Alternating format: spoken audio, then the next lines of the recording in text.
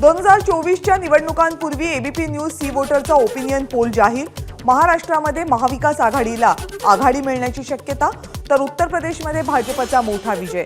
बिहारमध्ये महाआघाडी, बंगालमध्ये टीएमसी, पंजाबमध्ये काँग्रेस आणि आपमध्ये काटेकी टक्कर होणार। एबीपी सी वोटरच्या सर्वेवर अजित पवार यांची प्रतिक्रिया। अशा प्रकारच्या सर्वेला काही आधार नसतो। 5 राज्यांचे सर्वे आठवा, निकाल आठवा। अजित पवारांची प्रतिक्रिया। बेईमानी झाली नाही तर सर्वे खरा ठरेल। मागचे सर्वे आमच्या बाजूने होते, पण निकाल काय लागला ते सगळ्यांना ठाऊक आहे। विरोधी पक्षनेते विजय वडेट्टीवार यांची एबीपी न्यूज सी वोटरच्या सर्वेवर प्रतिक्रिया। सर्वेमध्ये काहीही दाखवू द्यात, महाविकास आघाडी लोकसभेमध्ये 35 ते 40 जागा जिंकेल। कुबड्यांवर चालणाऱ्या पक्षानं 45 जागा जिंकण्याचा दावा बाजूला ठेवावा। संजय राऊत यांची भाजपवर टीका। वंचित बहुजन आघाडीच्या राज्य कमिटीची 26 डिसेंबरला बैठक। लोकसभा निवडणुकीच्या पार्श्वभूमीवर राज्यातील 30 जागांवर पक्षाकडून निर्णय होण्याची शक्यता। कोणत्याही शक्तीविरोधात एकवटून लढलं पाहिजे।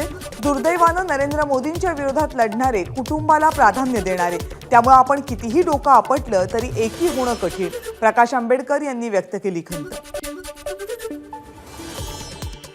लोकसभा निवडणुकीमध्ये विरोधी पक्ष एकत्र आले नाही तर 48 जागा स्वबळावर लढवाव्या लागतील, त्याही ताकदीनं लढवल्या पाहिजेत। प्रकाश आंबेडकरांचं वक्तव्य।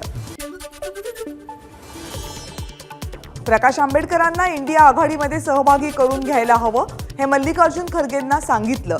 शरद पवारांची माहिती। प्रत्येकाला आपला निर्णय घेण्याचा अधिकार। वंचित आघाडीच्या बैठकीवर पवारांची प्रतिक्रिया। वंचित बहुजन आघाडीला इंडिया आघाडीमध्ये घेण्यासंदर्भातला निर्णय 28 डिसेंबरच्या नंतर होणार। या निर्णयानंतर लोकसभा निवडणुकांसाठीच्या इंडिया आघाडीच्या फॉर्म्युलावर शिक्कामोर्तब होणार असल्याची माहिती। प्रकाश आंबेडकर आमच्याकडे आले तर रेड कार्पेट टाकून स्वागत करू। संजय शिरसाट यांची प्रतिक्रिया। ठाकरे गट आंबेडकरांची फसवणूक करतय, शिरसाटांची टीका। रामलल्लाची मालकी यांच्याकडेच आहे अशा प्रकारे ते मतं मागतात, पण रामलल्लाच्या मंदिरासाठी शिवसेनेच्या वतीनं उद्धव ठाकरे यांनी 1 कोटी रुपये दिलेत। त्या ठिकाणचा सातबारा रामाच्या नावावर, भाजपच्या नावावर नाही। संजय राऊत यांची भाजपवर टीका। रामलल्लावर कडवट हिंदूंचा अधिकार। राम मंदिरासाठी सगळ्यात आधी देणगी उद्धव ठाकरेंनी एकनाथ शिंदे यांच्याकडून पैसे घेऊन दिली, हे आम्ही ऐकलं, ते खरं की खोटं? नितेश राणेंचा संजय राऊतांना सवाल।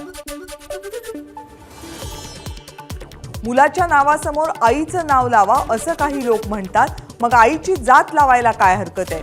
मनोज जरांगेंचा नाव न घेता अजित पवारांना टोला। अजित पवारांकडून काल वडिलांच्या नावा अगोदर आईचं नाव लावण्याचं आवाहन करणारं विधान। 20 जानेवारीला मुंबईला जायचं असल्यामुळे अंतरवाली सराटीमधलं साखळी उपोषण वगळता सगळ्यांनी उपोषण स्थगित करावं, मनोज जरांगेंची विनंती। ट्रक, ट्रॅक्टर जे काही असेल ते घेऊन आणि गाडीत झोपण्याची तयारी ठेवा। कुणीच मराठ्यांनी आता घरी राहू नये, हे आपलं शेवटचं आंदोलन आहे। अंतरवाली ते मुंबई आपण पायी जाणार आहोत, तयारीला लागा। मनोज जरांगेंचं मराठ्यांना आवाहन।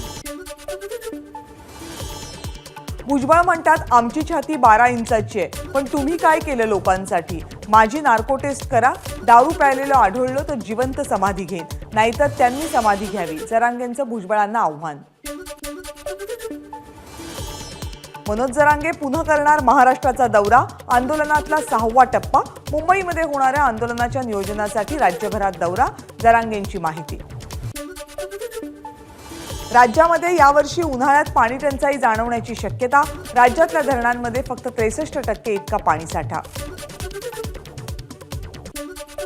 एसटी महामंडळासाठी महत्त्वाच्या असलेल्या EV प्रकल्पामध्ये 9 बसेस दाखल। आरटीओच्या प्रक्रियेनंतर गाड्या रस्त्यावर धावणार। लवकरच या गाड्यांचं उद्घाटन। बोरिवली नाशिक, नाशिक ठाणे या मार्गांवर 32 सीटर गाड्या धावतील। एबीपी माझा, उघडा डोळे बघा नीट।